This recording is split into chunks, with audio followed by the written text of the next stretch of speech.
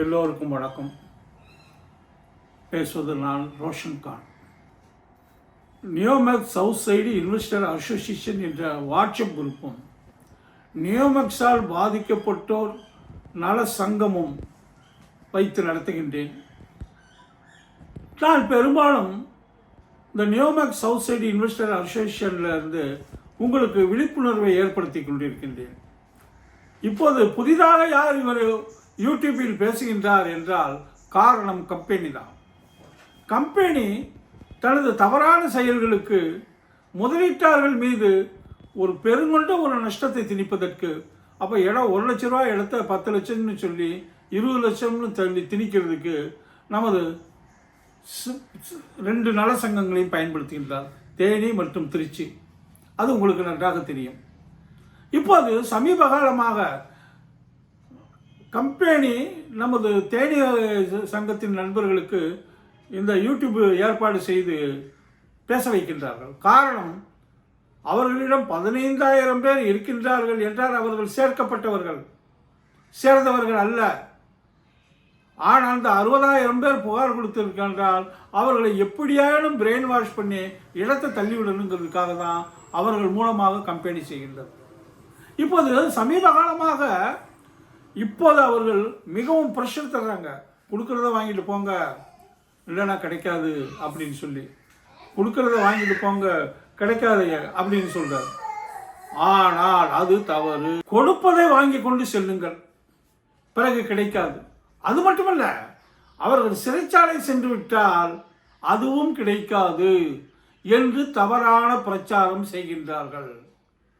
அவர்கள் பிரச்சாரத்தில் உண்மை இல்லை என்று நமது சிவகாசிக்கார் ராமமூர்த்தி சாரும் சட்ட ரீதியாக பல சங்கங்களை இணைத்து அதை குழுவாக கொண்டு நீதிமன்றத்திலே வழக்கு தொடர்ந்து போராடுகின்றார். இன்னொரு புறம் நமது வாய்ஸ் அழகர்சாமி சார் அவர்கள் தனது சட்ட விளக்கங்களை சொல்கின்றார். அவர் பேசுவது யூடியூப். அந்த யூடியூப்பில் பொய் சொல்ல முடியாது, தவறான கருத்து சொல்ல முடியாது. ஆகையால் அவர் ஒரு எம்ஏ எம்எல், அந்த சட்டம் புரிந்தவர், ஒரு லீடிங் லாயர். சுமாராக நான் கேள்விப்பட்டது, அவர்கிட்ட நான் கேட்கல, 1 லட்ச ரூபாயிலிருந்து 5 லட்ச ரூபா வரைக்கும் வாங்குறாரு ஃபீஸு. சிலருக்கு இலவசமாக செய்கிறாரு, சிலருக்கு ஃபீஸே இல்லாமலும் செய்கிறார். அது வக்கீல் தொழில். அவர் விழிப்புணர்வை ஏற்படுத்துகின்றார். அதாவது நம்ம இது மயிலாப்பூர் அந்த சிட்பண்ட இவர் தேவநாதன், அவர் இப்போ உள்ளே இருக்கார் 1 வருஷத்துக்கு. நீ 100 கோடி ரூபா கட்டிட்டு வெளியில் போ அப்படிங்கிறாங்க. இப்படி பல சொல்ல முடியும். அவர் சொல்லிக்கொண்டு இருக்கின்றார். அதெல்லாம் தவறு அப்படின்னு இவர்கள் சொல்கின்றார்கள். ஒரு லாயர் சொல்கிறது தப்போ, ஒரு அனுபவமிக்க ஒரு என்ஜினியர், அவரெல்லாம் பார்த்தா வெளிநாட்டில் பல லட்சங்கள் சம்பளம் வாங்கினவர், பல கோடிகள் இதில் முதலீடு போட்டு அது கிடைக்காத பட்சத்தில் வழக்கு தொடர்ந்தவர். இவர்கள் சொல்வதெல்லாம் தவறாம். கொடுப்பதை வாங்கி கொண்டு முடியுங்கன்னா நீங்கள் பாண்டை கொடுத்துருவீங்க, ஜோலி முடிஞ்சு போயிடும், அவ்வளோதான். ஆனால் உள்ளது என்னவென்றால், இவர்களை வெளியே இருந்தால் மட்டுமே இவர்கள், அதாவது இவங்க உள்ளே போகும்போது கண்டிஷன் பீரியடில் தான் போனாங்க. எப்படின்னா ஒரு சில கண்டிஷன் போட்டாங்க, சொத்துக்களை விற்கக்கூடாது, சாட்சிகளை கலைக்கக்கூடாது அப்படின்னு. ஆனால் இவர்கள் சாட்சிகளை கலைக்கின்றார்கள், சொத்துக்களை 15 சொத்துக்களுக்கு மேல் விற்றுள்ளார்கள். ஆக இவர்களுக்கு சிறை தண்டனை உறுதி. இப்போ அது மட்டும் இல்லை, இவர்கள் வாக்குறுதி கொடுத்துள்ளார்கள், நாங்கள் 3 மாசத்துல இதை முடிச்சிருவோன்னு. முடிச்சாங்களா? இல்லை. முடிச்சாங்களான்னு இல்லை. இப்போது நமது மாண்புமிகு நீதியரசரிடம் நாங்கள் முழு ஒத்துழைப்பு தருகின்றோம், எங்களை சிறைச்சாலைக்கு அனுப்பிவிடாதீர்கள் என்ற பெயில் கேன்சலேஷன் வழக்கிலே சொல்லித்தான் வெளியே வந்தான். இப்போ ஒத்துழைப்பு தர்றாங்களா? பாருங்க, ஒத்துழைப்பு தரலை. இப்போ அவர் நீதியரசரே டென்ஷன் ஆகிட்டார். ஒவ்வொரு சொத்தை தொட்டாலுமே அதில் சிக்கல். இன்னும் ப்ராப்பர்ட்டிக்கு வரல, அதில் எத்தனை சிக்கல் இருக்கோ. ஆக முதலீட்டாளர்களுக்கு பணம் கிடைக்கக்கூடாது என்று மாபெரும் சதித்திட்டத்தை தீட்டி அவர்கள் செயல்படுகின்றார்கள். அந்த சதித்திட்டத்தை உடைப்பவர்கள் யார் என்றால் இந்த 3 பேர் தான். ஒன்று ராமமூர்த்தி சார், இன்னொன்று அழகர்சாமி சார், இன்னொன்று நானும் சட்டம் தெரிந்தவன் தான், அதிகாரியாக இருந்தவன் தான். ஒன்றை தெரிந்து கொள்ளுங்கள், இவர்கள் உள்ளே சென்று விட்டால் உள்ளே போவதற்கு வாய்ப்பு இருக்கிறது. உள்ளே சென்றால் மட்டும்தான் நமக்கு முழு தீர்வு கிடைக்கும். சாட்சிகளை கலைக்க முடியாது, வியாபாரம் செய்ய முடியாது. இப்போது வியாபாரம் செய்து 15க்கும் மேற்பட்ட இடங்களில் தொழில் பண்ணி அதில் வரும் வருமானத்தை கொண்டு யார் யாரை எப்படி சரி கட்டுவது, யாரை வைத்து சரி கட்டுவது, எப்படி நல சங்கங்களை தன்வசப்படுத்தி முதலீட்டாளர்களுக்கு மோசம் செய்வது என்று செய்கின்றார்கள். ஆனால் இவர்கள் உள்ளே சென்று விட்டால் அதை செய்ய முடியாது. அது மட்டும் இல்லை, இப்போ ஒரே அழகர்சாமி சார் கிடைக்குங்கிறார் 40%. எப்போ இது 2500 கோடியை வச்சு இப்போ அதிகமாக வந்துருச்சு. அப்போ இடைக்கால நிவாரணமாக அதை கொடுத்து விட்டு மீதம் உள்ளதை ஒவ்வொரு ஏஜென்டிடமும் ஒவ்வொரு டைரக்டரிடமும் அவர்கள் பறிமுதல் செய்யும் போது இப்போ 200 பேர் இருக்காங்க, ஆளுக்கு 5 கோடினா 1000 கோடி ஆயிடுச்சு. இன்னும் பல சொத்துக்களை பறிமுதல் செய்ய முடியும். அதெல்லாம் பறிமுதல் செய்யும் பொழுது முழு தொகையும் வட்டியோடு மட்டுமல்ல, மெச்சூரிட்டியும் கிடைக்க வாய்ப்பு இருக்கு. ஆக அது கிடைத்துவிடக் கூடாது என்பதில் இந்த நல சங்கங்கள் உறுதியாக இருக்கின்றன. இவங்க பேசுறது போல பொய்யா பேசுறாங்க. இப்போ அழகர்சாமி சார் ஏன் வந்து விலகினாரு? அவர் உள்ளே இருந்து இவங்க சட்டத்துக்கு புறம்பான கருத்துக்களை சொல்லும்போது உள்ளே இருந்தே கண்டிச்சிருக்காரு. நானும் அதை கேட்டேன், கண்டிக்கிறேமா சார், என்ன செய்ய, அவங்க வந்து கேட்க மாட்டேங்கிறாங்களே அப்படின்னு. அவரும் சொல்லி பார்த்து என்னடா இவங்க இவ்வளோ தூரம் இவங்களுக்கு உழைச்சி கொடுத்தோம், நம்ம சொல்லுடி கேட்க மாட்டேங்கிறாங்களேன்னு தலையை சொரிஞ்சார். கடைசியில் அவங்கள விட்டு விலகிட்டார். போகுது, நீங்களே வேண்டாம், நான் உழைச்சி கொடுத்ததுக்கு நீங்கள் கொடுக்குற இதுதான் அப்படின்னு சொல்லி விலகிட்டார். விலகி இந்த சனி மொட்டையை இழுத்துட்டார். சொரிஞ்சு முடியலன்னு மொட்டையை இழுத்துட்டார். மொட்டை வந்து கேட்கும் பொழுது நடந்ததெல்லாம் சொன்னார். ஆனால் இவர்கள் சொல்வது அத்தனையும் போய். ஒரு லாயரு அங்கேருந்து விலகிட்டார் அப்படின்னா வேறு லாயரை போடணும். போட்டாங்களானா இல்லை. ஆனால் வேறு வழக்கில் உள்ள ஒரு மேளத்தை போட்டு அவங்க வந்து செய்கிறாங்கன்னா இந்த கம்பெனிக்கு இந்த பணம் வாங்குறதுக்காக உண்டான இதில் செய்யலை. வக்காலத்து போடலை. வக்காலத்து போட்டால் முடிஞ்சிடும். ஆனால் அந்த வக்காலத்து கூட உங்களுக்கு போட தெரியல. அடுத்ததாக போய் வழக்கறிஞர் மூலமாக யூடியூப்பில் பேசக்கூடாதுங்க. என்னங்க இது? பேச்சுரிமை என்பது அரசியல் சாசனத்திலே கொடுக்கப்பட்டது. 5 உரிமைகள் உண்டு. அந்த சமய உரிமை உண்டு, பேச்சுரிமை, எழுத்துரிமை உண்டு. இப்படி 5 உரிமைகள் உள்ளன. அந்த 5 உரிமையில் அவர் வந்து பேசுகிறார். அவர் தவறுதலாக பேசினாலோ பொய் பேசினாலோ அவருக்கு சிறை தண்டனை உண்டு. உதாரணமாக சவுக்கு சங்கர் சார், இன்னும் 2 பேரை சொல்லலாம். நக்கீரன் அந்த பத்திரிகை மேலே எத்தனையோ ஆனால் பேசுகிறாங்க. இதை போய் இந்த ஞானம் கூட இல்லை. சரி சார், என்ன அவங்க நீங்கள் அவ்வளோ வாங்கிட்டீங்களே இவ்வளோ வாங்கிட்டீங்களே கொள்ளைங்கன்னா வந்து ரொம்ப நொந்து போய் ஏன்ட்ட வந்து கொடுத்தார். மாமா, நீங்களும் ஒரு அதிகாரியாக இருந்தவங்களாம் பாருங்கன்னு பாருங்க. 50,000 ரூபா வாங்கியிருக்கார் அவர்.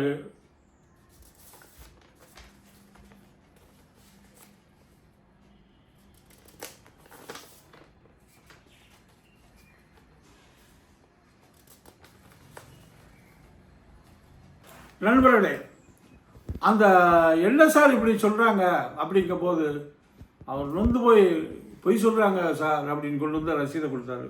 அந்த ரசீதை உங்கள்கிட்ட காமிச்சிருக்கேன். இப்போ நான் படிக்கவும் செய்கிறேன். என்ன சொல்கிறாரு? இந்த வழக்கு சம்பந்தமாக அனைத்து ஆவணங்களையும்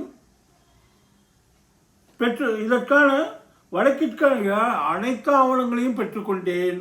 வழக்கிற்கான வழங்கிய 50,000 ரூபாய் ரசீதையும் பெற்றுக்கொண்டேன். இந்த ரசீதை யார் கொடுத்திருக்கின்றார்கள் என்றால், இந்த இப்படிக்கு போட்டு ஸ்ரீசரண்குமார், தேதி 17/5/2025. ஆக இவ்வளவும் ரெக்கார்டாக கெடுத்து விட்டுட்டு அவர் மீது பழி சுமத்துவது அது என்னமோ எனக்கு சரியா தெரியல. லாயர் விளையிட்டாருன்னா வேற லாயர் போடணும். அடுத்ததாக நீங்கள் வழக்கு இது சம்பந்தமாக தொடுக்கவே இல்லை. அவர் வாபஸ் வாங்கிட்டாருன்னா வேற வக்கீல போடணும். அவர் வேற வக்கீல் என்றால் அவர் உங்கள் குடும்ப வக்கீல் அல்ல. அவர் ஒரு அட்வொகேட். அவர் உங்கள் சங்கத்திற்கு வந்து தான் வக்கீலாக போட்டீங்க. அப்போ அந்த சங்கத்திலேருந்து அவர் விலகிட்டார்னா சங்கத்தினுடைய ஒப்புதல் பெற்றுத்தான் நீங்கள் வந்து அதை செய்யணும். நீங்கள் வந்து போகிறதும் கொடுக்கறதும் வாங்குறதும் முடியாது. சங்கத்தின் ஒப்புதல் பெற வேண்டும். ஒப்புதல் பெறப்பட்டீர்களா? எந்த வழக்கும் தொடுக்கவில்லை. எப்படி நீங்கள் செட்டில்மெண்ட் செய்கின்றீர்கள்? எப்படி செய்கின்றீர்கள்? அதாவது இது வந்து விளையாட்டு அல்ல. உங்களை என்ன திட்டிக்கிறது, நான் உங்களை திட்டிக்கிறது. இது பொதுவானது. பணம் போட்டவர்களுக்கு பணத்தை வாங்கி தருவதற்காக நலசங்கம். அந்த நலசங்கம் எப்படி செயல்படும்? அடிப்படையே இல்லை. பொதுக்குழுவை கூட்டணும், ஒப்புதல் வாங்கணும், நீங்கள் வந்து விலகிட்டாருங்கிறத அவங்களுக்கு இன்ஃபார்ம் பண்ணணும். இன்னும் சொல்ல போனால் அவர்கிட்ட தான் வந்து இப்போ 14,000 பேர் இருக்காங்க. உங்கள்கிட்ட இருக்கிறது ஆக்சுவலாக நானும் உங்கள் சங்கத்திலிருந்து தான் வந்தேன். உங்கள்கிட்ட ஒரிஜினலாக எத்தனை பேர் இருக்கிறாங்கிறது எனக்கு தெரியும். அவர்கள் எல்லாமே வந்து என்னால் ஒரு 300 பேர் வந்தாங்க. உங்கள்கிட்ட இருந்ததே அப்போ வந்து 600 பேர் தான், 450 பேர் தான். அதுக்கப்புறம் வேறு வகையில் வந்தவங்க தான். கம்பெனி உங்களுக்கு எல்லாம் சப்போர்ட் பண்ணி தான் சேர்க்கப்பட்டவர்கள். சேர்ந்தவர்கள் இல்லை, நிறைய பேர் அவர்கிட்ட போயிட்டாங்க. உங்கள்கிட்ட இப்போ யாரும் இல்லை. இப்போ கம்பெனி உங்களை வச்சு ஷோ காமிக்குது. இப்போ உண்மையாக பாடுபவர்கள் யார்? செட்டில்மெண்ட் எப்படி வாங்குவது? சட்ட ரீதியாக எப்படி முழு தொகையும் வாங்குவது? வட்டி எப்படி வாங்குவது? மெச்சூரிட்டி எப்படி வாங்குவது என்று முதன்மையாக நிற்பவர்கள் ராமமூர்த்தி சவாசி சாரு, நம்ம வைஸ் சாரு, அடுத்ததான் நான், 3 பேர் தான். நீங்கள் பொய்யா என்னையா கொடுத்த காசுகளில் வந்து கொடுக்கறத வாங்கிட்டு போனீங்க. பிச்சையா போடுறாங்க வாங்குறதுக்கு. கொடுத்த காசு வேணும், வட்டி. எங்கள் காசை வச்சு தான் வந்து இடம் வாங்கியிருக்காங்க. இவங்க 32 கோடியை 3,200 கோடிங்காங்க. 60,000 பேர் சேர்ந்தவங்கன்னா 6,000 கோடிங்காங்க. ஒரு பொருளுக்கு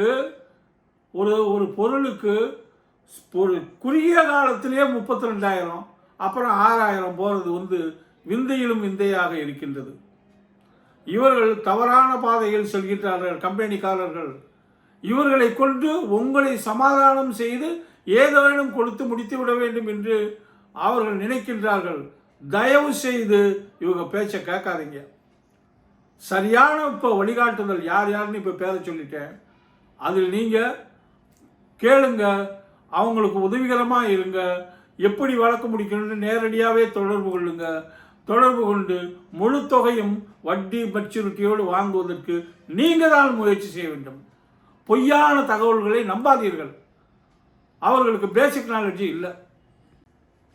இப்போ இருக்கிற அந்த 2,500 கோடியை வந்து இடைக்கால நிவாரணமாக பெற்றுக்கொண்டு அவர்களை கைது செய்து அவர்களை சிறைச்சாலைக்கு அனுப்பிவிட்டால் தொந்தரவு குறையும். இருக்கும் மற்ற சொத்துக்களை பிடுங்கி சட்ட ரீதியாக எந்த வழியாக அது எப்படி பிடுங்கணும்னு ராமமூர்த்தி சார் ஏற்கனவே சொல்லியிருக்கார். இவரும் சொல்லியிருக்கார், வாய்ஸும் சொல்லியிருக்கார். அந்த வழியாக சென்று நாம் அதை கைப்பற்றி நாம் முழு தொகையும் வட்டி மீதையும் பெற வேண்டும்.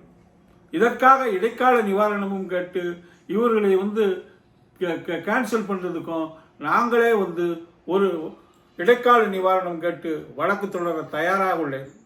கண்டிப்பாக இந்த வழியை இவர்கள் உள்ளதுக்கு போட்டுட்டு இருக்கிறத பிரித்து இடைக்கால நிவாரணமாக வாங்கிட்டு மேற்கொண்டு உள்ள சொத்தை வந்து பறிமுதல் செய்ய முடியும். அப்படி வரும்பொழுது உங்களுக்கு முளைத்துகையும் கிடைக்கும், வட்டியும் கிடைக்கும், மெச்சூரிட்டியும் கிடைக்கும் என்று நம்பிக்கையாக இருங்கள். விரைவிலேயே நமக்கு பணம் கிடைக்கும். இவர்கள் எப்படிப்பட்டவர்கள் என்பதை தெரிந்து கொள்ளுங்கள். தேனி சங்கத்தின் தலைவர் நம்மளுடைய ஸ்ரீசரனுடைய அப்பா சங்கர். அவர் சங்கருடைய மகன் ஸ்ரீசரன் பொருளாளர், பணத்தை கையாள்பவர். அதனுடைய செயலாளர் அவருடைய மருமகன், ஒரே குடும்பத்தை சார்ந்தவர்கள், மருமகன் மணிகண்டன். இவங்க 3 பேரும் தான் சங்கம்னு வந்து ஆரம்பித்து யூடியூப்பில் பேசுகிறாங்க. எனக்கு தெரியும். அந்த யூடியூப்பில் வந்து இவங்களை பிரபலப்படுத்தியவர் வந்து இந்த வாய்ஸ் தான், வாய்ஸ் அழகர் சாமி சார். அதன் மூலமாக மெம்பர் வந்தாங்க. அப்படியும் ரொம்ப வரல, ஒரு 450 பேர் தான். பின்னாடி நான் சேர்ந்தேன். சேரும் பொழுது எனது வாய்ஸுக்காக ஒரு 300 பேர் சொன்னாங்க. நானே சேர்த்து விட்டேன். ஸ்ரீசரனே சொன்னான், மாமா அவங்களுக்கு வந்து வாய்ஸ்க்கு எனக்கு ஆள் சேருது அப்படின்னு. அந்த யூடியூப் இப்போ அவர் நீங்கள் செய்ய இவங்களுக்கு அதுக்கப்புறம் கம்பெனியினுடைய உறவு கிடைத்தவுடன் இவரை கலட்டி விட ஆரம்பிச்சிட்டாங்க. ஏன்னா அங்கேருந்து வருமானம் வருது, இந்த ஆள் இடைஞ்சல் பண்ணுறாரு. சட்டப்பூர்வமாக நீங்கள் செய்யலை, தப்பாக செய்கிறீங்க, அது சரியில்லை அப்படின்னு. அதானே ஏற்கனவே சொன்னனே, கேட்டு கேட்டு பார்த்தாரு, சொல்லி சொல்லி பார்த்தாரு, கேட்கல, விளையிக்கிட்டாரு. நீங்கள் வளர்ந்தது அவரை வச்சு தான், நீங்கள் வளர்ந்தது இந்த யூடியூப் வச்சு தான். இப்போ நீங்கள் அந்த யூடியூப் மூலமாக வந்து இப்போ 60,000 பேரையும் நீங்கள் வந்து முட்டாளாக்க பார்க்குறீங்க. கொடுக்கறத வாங்கிட்டு போன்னு சொல்லி கம்பெனி இதை கம்பெனிலேயே சொல்கிற, நீ யார் சொல்கிறதுக்கு? அவங்க என்ன இன்னும் இன்சால்வன்சி கொடுத்தாங்களா, மஞ்சள் நோட்டீஸ் கொடுத்தாங்களா, அவங்க வந்து வெளியில் வந்து இப்படி சொன்னாங்களா? நீங்களா வந்து சொல்கிறது வந்து சட்டத்திற்கு புறம்பானது. ஆகையால் இவர்களை நம்பாதீர்கள். நண்பரே, உங்கள் இதில் வந்து 15,000 பேர் இருக்கிறத சொல்கிறீங்க, ரைட்டு. அவங்களுக்கு விரைவாக உங்களுக்கு கிடைக்க வேண்டும் என்றால் இடமாக வாங்கி கொள்ளுங்கள் என்று சொன்னீர்கள். சரின்னு அவங்களும் வந்து உங்கள்கிட்ட 1000 2,000 கொடுத்தாங்க, விரைவான தீர்ப்பு கிடைக்கும்னு. ஆனால் இப்போ வரைக்கும் நீங்கள் 1 சென்ட் இடம் கொடுத்தீங்களா? இல்லை. சரி, அந்த 15,000 பேர் நீங்கள் வந்து நீங்கள் வாங்கி கொடுக்குறேன்னு சொன்னீங்களே, வாங்கி கொடுங்க அப்படின்னு சொல்லி உங்கள்கிட்ட பேச முடியுதா? இல்லை. நீங்கள் உங்களுடைய வாட்ஸ்அப் குரூப் போய் மூடி வச்சுக்கிறீங்க. இப்போ யூடியூப்லேயும் வந்து கமெண்ட்ஸ் பாக்ஸை மூடி வச்சுக்கிறீங்க.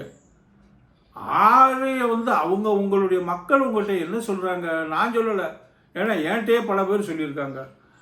முதல்ல வந்து இந்த வக்கீல் விலகுனதுக்கு ஒப்புதல் வாங்கணும். அடுத்ததாக நீங்கள் வாங்கின பணத்துக்கு நீங்கள் வந்து அங்கே வந்து ஆடிட்டர் ரிப்போர்ட் வாங்கி இதை சமர்ப்பிக்கணும். அதுவும் செய்யலை. அது கேட்டால் யாராவது கேட்டால் என்னென்னமோ பதில் சொல்லுங்கள். 15,000 பேர் வந்து இடத்த வாங்கிக்கோ, சாரி 60,000 பேருக்கு வந்து அதைத்தான் கதை சொல்கிறீங்க. உண்மை நிறுவனத்தை ஏன் சொல்ல மாட்டேங்கிறீங்க? எல்லாமே மூடி வச்சுக்கிறீங்க. எல்லாமே வாட்ஸ்அப் குரூப்பாக அதை வந்து மூடிக்கிறது. யாருமே வந்து உங்களை வந்து கமெண்ட் பண்ண முடியலை. அடுத்து வந்து யூடியூப்பில் கமெண்ட் பாக்ஸும் மூடி வச்சுக்கிறீங்க. அது ஏன் மக்கள் வந்து புரிஞ்சுக்கோங்க. மக்கள் புரிந்து கொள்ளுங்கள். புரிந்து கொண்டால் மட்டுமே தான். நீங்கள் பணம் வேணும்னு சும்மா வந்து கேட்டுக்கிட்டு இருந்தால் கிடைக்காதுங்க. கிடைக்கவே கிடைக்காது. சரியான சட்ட புரிதலுடன் வர வேண்டும். தவறான ஆட்களிடம் நீங்கள் இருந்தால் உங்களுக்கு கிடைக்க வாய்ப்பில்லை. சட்டம் தெரிந்தவர்கள், அனுபவம் மிக்கவர்கள் பின்னால் வாருங்கள், நிச்சயமாக பணம் கிடைக்கும். நண்பர், சங்கம் ஆரம்பித்தது 2023. வருஷத்துக்கு ஒரு தடவை பொதுக்குழு கூட்டலை, 2 தடவை கூட்டலை. எதையெல்லாம் பேசணுமோ, எதையெல்லாம் செய்யணுமோ அது எல்லாம் எதுவுமே செய்யறதில்லை. யாரோட சேர்ந்து போராடணுமோ அவங்களோட சேரலை. கம்பெனியோட சேர்ந்து கம்பெனிக்கு தான் நீங்கள் வந்து மிச்சம் பண்ணி தரணும்னு நினைக்கிறீங்களே தவிர பாதிக்கப்பட்டவர்களை நீங்கள் வந்து நினைக்கவே இல்லை. தவறான வழிகாட்டுறீங்க.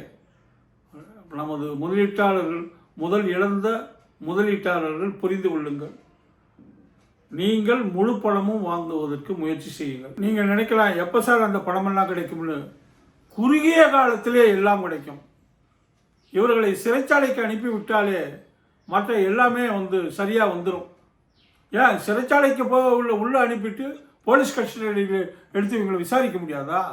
அதெல்லாம் முடியும். இதுவரைக்கும் அவங்க ஒத்துழைப்பு தருவேன் நாங்கள் தந்தாங்களா? தரவே இல்லை. ஒன்றையும் போராடி தான் எல்லாம் வந்து வாங்க வேண்டியிருக்கு. பொய்யான தகவலை தான் தந்துக்கிட்டு இருக்காங்க. நீதிமன்றத்தை ஏமாற்றிக்கிட்டு இருக்காங்க. ஆகையால் வந்து ஆனால் சட்ட ரீதியாக போகும் பொழுது இந்த சட்ட வழியே வந்து உங்களுக்கு பணம் வாங்கி தருங்கிறது சட்டக்குழு போராட்ட ஒருங்கிணைப்பாளர் ராமமூர்த்தி சார், நமது வாய்ஸ் அழகர் சாமி, நாங்கள்லாம் சேர்றோம். நீங்களும் சேருங்க. நீங்கள் ஒத்துழைப்பு தாருங்க. பணம் வேணும்னா ஒத்துழைப்பு தாருங்க. என்னுடைய ஃபோன் நம்பர் 99942875 999 42 87 564. எதுனாலும் என்கிட்ட தொடர்பு கொள்ளுங்க. எல்லாமே சட்ட ரீதியாக தான் செயல்படும். விரைவிலேயே பணம் கிடைக்கும். விரைவிலேயே பணம் நமக்கு முழுமையாக கிடைக்கும். அசலும் கிடைக்கும், வட்டியும் கிடைக்கும். வட்டினா எப்படி? குறைஞ்சது 15% 18% மெச்சூரிட்டி. இதெல்லாம் கிடைக்க நிறைய வாய்ப்பு இருக்குது. ஆகையால் நம்பிக்கையோடு முதல்ல அவங்ககிட்ட இருந்து விலகி நல்லவர்களோடு வாருங்கள். பணத்தை முழுமையாக பெற்றுத்தருபவர்களோடு உங்களுக்கு பணம் முழுமையாக வேண்டுமென்றால் எங்களோடு இணைந்து செயல்படுங்கள். இத்தோடு முடிக்கின்றேன்.